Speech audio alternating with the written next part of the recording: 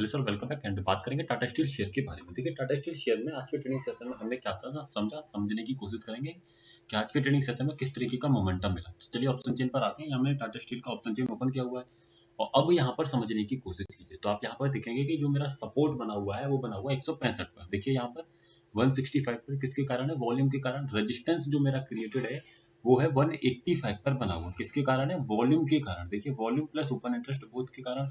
और रेजिस्टेंस यहाँ से बना रहा है एक अच्छा खासा बेरिश प्रेशर। कौन सी स्ट्राइक प्राइस पर? 170 पर। यानी कि जो स्टॉक 185 पर जा सकता है उसको 170 पर ही रोकने की कोशिश। तो ऐसे केस में क्या होगा? मैक्सिमम स्टॉक जाएगा 170। तो 170 पर एक हाईली हाईली रिस्की ट्रेड में लूंगा, बेरिश। और अगर नीचे से खरीदारी करनी है तो एटलीस्ट 165 है ना, यानी कि सपोर्ट फर्स्ट टाइम मीटिंग करेगा सिर्फ तभी, है ना। तो मैंने सिंपल गया चार्ट पर और चार्ट पर जाने के बाद मैंने दो लाइन से यहाँ पर खींच लिया। एक लाइन में ले लेता हूँ यहाँ पर कितने पर? 170 पे। तो कभी भी स्टॉक 170 नहीं जाता, इसी लाइन को खींच करके मैं नीचे ले आता हूँ 165 पर। तो आप ये देखेंगे कि स्टॉक 165 के भी लेवल को कभी भी टच नहीं करता। तो ऐसे केस में मेरा कोई भी ट्रेड स्टॉक में नहीं बना, है ना। स्टॉक कंसोलिडेट रहा तो मैं ऐसे केस में स्टॉक से अवॉइड किया और कोई भी ट्रेड नहीं बना। ठीक है। अब अगर समझें कि आने वाले ट्रेडिंग सेशन में क्या संभावनाएं हैं, तो नेक्स्ट एक्सपायरी का हम डेटा लेते हैं और उसको फिर हम समझने का प्रयास करेंगे।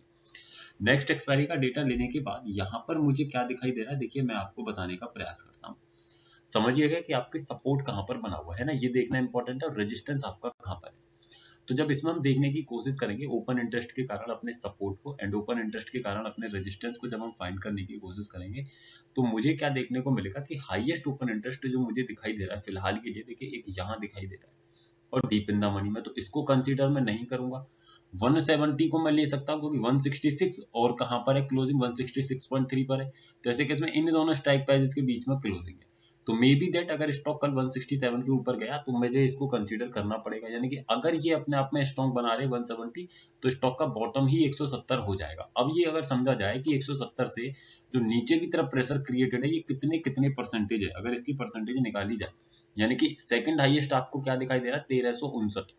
तो हमने क्या किया? 1359 का एक लेवल दिया, इसको डिवाइड किया कितने से? 1954 से, मल्टीप्लाई किया 100 से।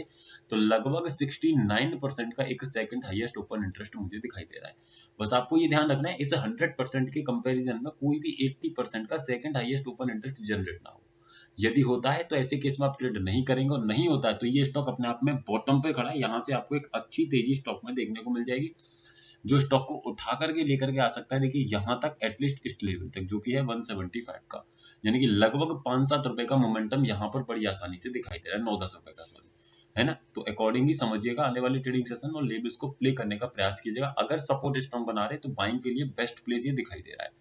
सर वीडियो सिर्फ एजुकेशनल पर्पज है। अगर आप स्टॉक्स में इंट्राडे ट्रेडिंग करते हैं तो हमारे इस व्हाट्सएप चैनल को ज्वाइन कर सकते हैं। निफ्टी में ट्रेडिंग करते हैं इंट्राडे की तो भी कर सकते हैं, लिंक आपको नीचे डिस्क्रिप्शन में मिल जाएगा। एक बार विजिट कर लीजिएगा, इन्फॉर्मेटिव लगे तो ज्वाइन कर लीजिएगा। धन्यवाद।